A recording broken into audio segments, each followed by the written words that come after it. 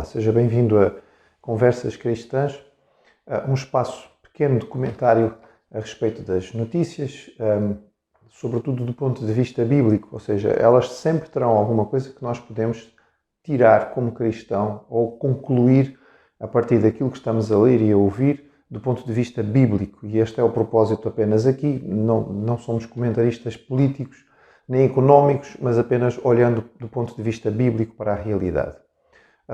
Continuamos a receber informação, enfim, a ser ligados a toda a situação que envolveu o julgamento, ou a primeira fase, não é, de instrução, digamos, do julgamento do engenheiro Sócrates como antigo primeiro-ministro, por todas as acusações de corrupção, que, no entretanto, foram descartadas pelo juiz que assim as avaliou.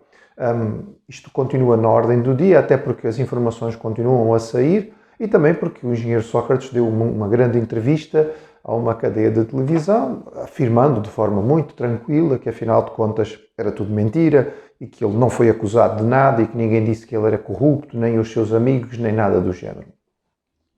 No fundo, será verdadeiramente estranho continuarmos a ouvir tanto e, sobretudo, esta postura, nós não olhamos para ela como seja uma novidade, a posição arrogante, superior, digamos assim, que tem sido tomada pelo engenheiro tem sido sempre a mesma, portanto não houve propriamente uma mudança na sua postura.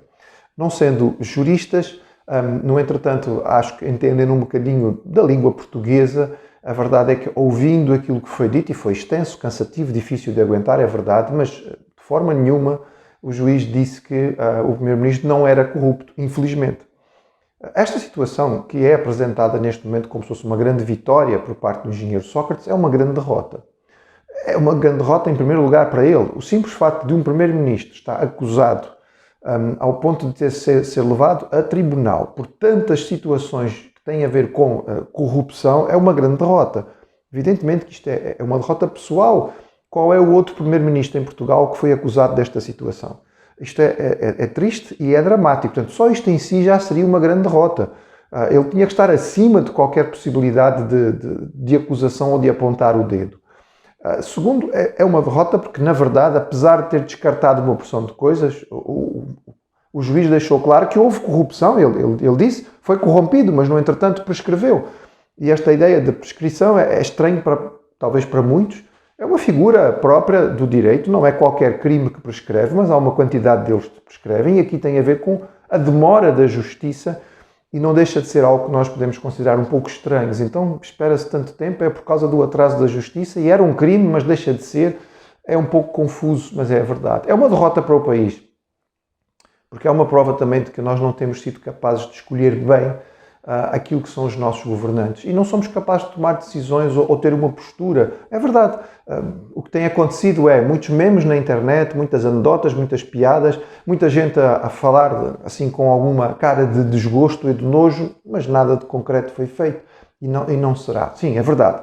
Houve uma petição pública com dezenas de milhares de assinaturas muito rapidamente, mas a pedir ao Parlamento que intervenha no sistema jurídico, o que não é possível, porque o Parlamento não pode tomar uma decisão de tirar um juiz, porque não é assim que as coisas funcionam, os poderes estão separados.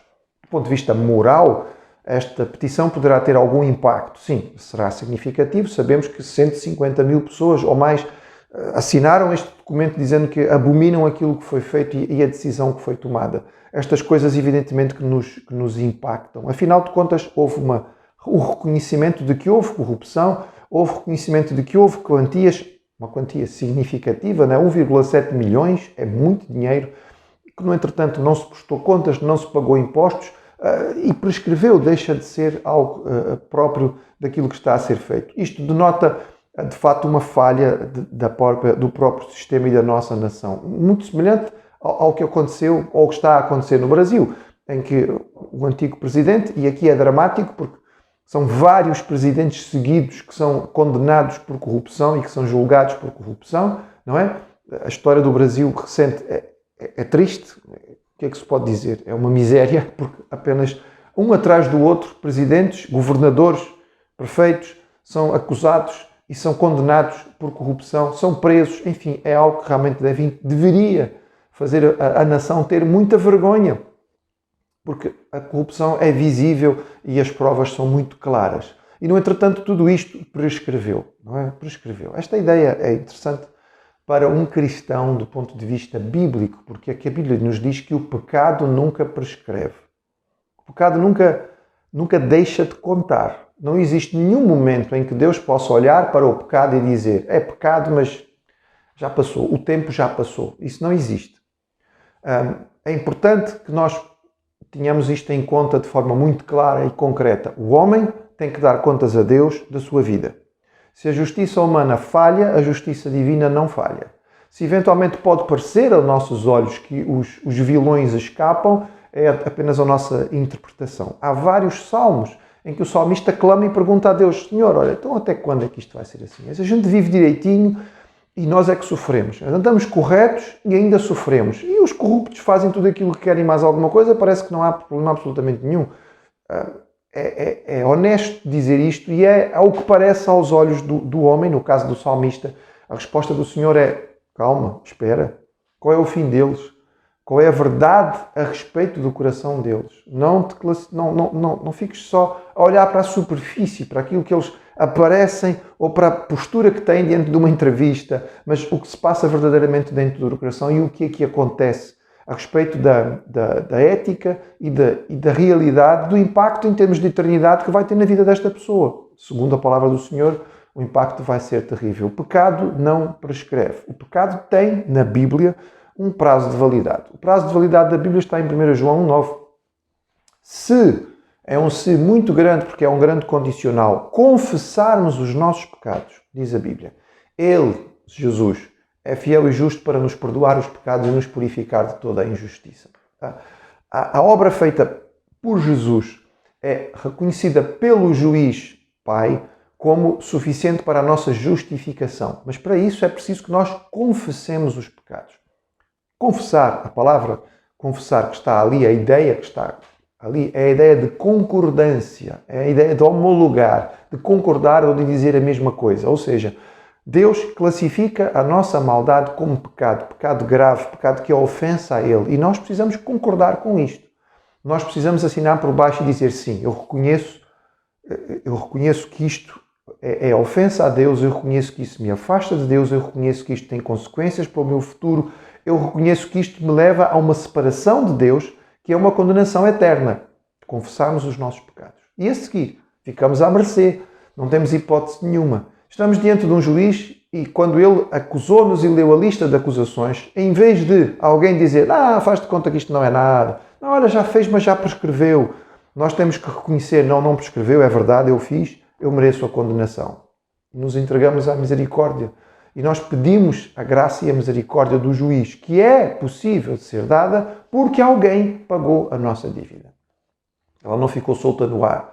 E nem nós podemos usufruir dos nossos pecados como se não fosse nada. Alguém teve que sofrer aquilo que era a nossa pena. E foi isso que Jesus fez quando foi à cruz. Ele estava a sofrer o nosso pecado. Ele estava a pagar pela nossa dívida. E ao fazer isto, e tendo em conta que um mesmo crime não pode ser condenado duas vezes, mesmo crime a pessoa não pode pagar duas vezes pela mesma sentença, alguém levou a sentença, alguém pagou a pena. Então é com base nisto que o juiz diz justificado. Não prescreveu o teu pecado, ele foi pago. Não passo a mão na cabeça do teu pecado, alguém sofreu por ele. Era preciso, o sofrimento foi atroz, mas alguém já o levou e por isso tu estás livre e estás perdoado. Tenhamos consciência disto e entendamos que a nossa vida deve ser uma vida, em primeiro lugar, de confissão e arrependimento diante de Deus e depois de caminhar com Ele na santidade, ou seja, na proximidade de estar separado o máximo possível do pecado, cada vez mais perto de Deus, mais parecidos com Jesus.